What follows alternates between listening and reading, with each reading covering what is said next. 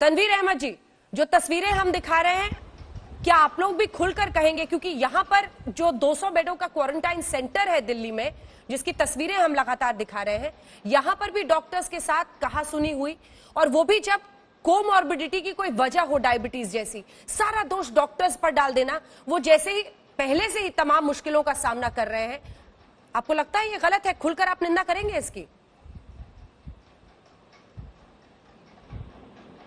अंजना जी, देश का कोई भी नागरिक हो, सोनिया गांधी हो, हिंदू हो, मुसलमान हो, क्रिश्चियन हो, सिख हो, ये बहुत बड़ी लड़ाई है हिंदुस्तान वर्सेस कोरोना।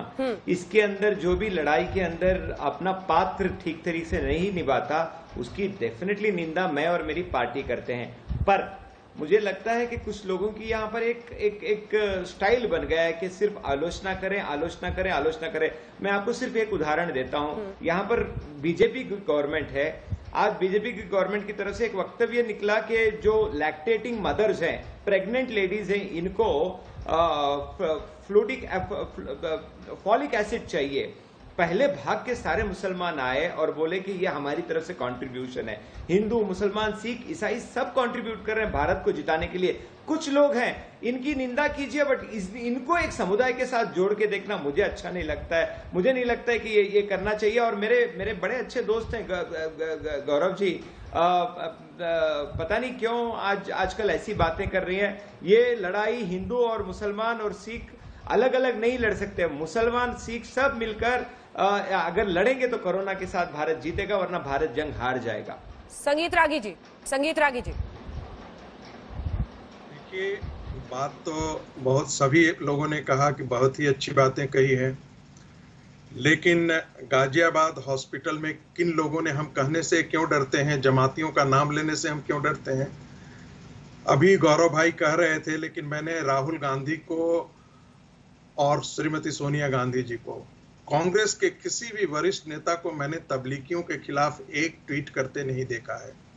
चाहे वो घटना गाजियाबाद की हो, चाहे वो मुरादाबाद की हो, चाहे वो बरेली की हो, चाहे द्वारका का हो, चाहे वो सुल्तानपुर का हो। किन लोगों ने इस प्रकार की मानसिकता से डॉक्टरों पर अटैक किया है? क्यों हम खुल करके नहीं उनके बारे में बात करते हैं? क्यों हम शर्मसार होते हैं उनके बारे में? कोई एक ट्वीट करने से हम नहीं ये करते हैं।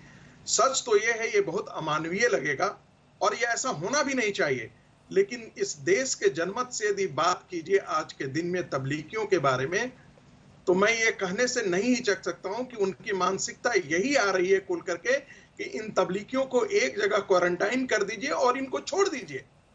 क्योंकि जिस प्रकार से अमानवीय हरकतों में और पाशविक हरकतों में ये लिप्त हैं, उनसे उनके प्रति कोई भी मानवीय सहानुभूति और संवेदना के लिए कोई जगह उन्होंने छोड़ नहीं रखी है। महिला नर्सों के सामने नंगे हो जाना, खुले में शौच करना, क्वारंटाइन सेंटर में साथ साथ नमाज पढ़ना, बावजूद चेतावनी के, साथ ही साथ एक ने तो यहां तक कहा कि हमको रोज रोज एक ही प्रकार का भोजन क्यों सर्व किया जा रहा है, जैसे वो दामाद आकर के बैठे हुए हो, अतिथि गृह में आकर के बैठे हुए हो।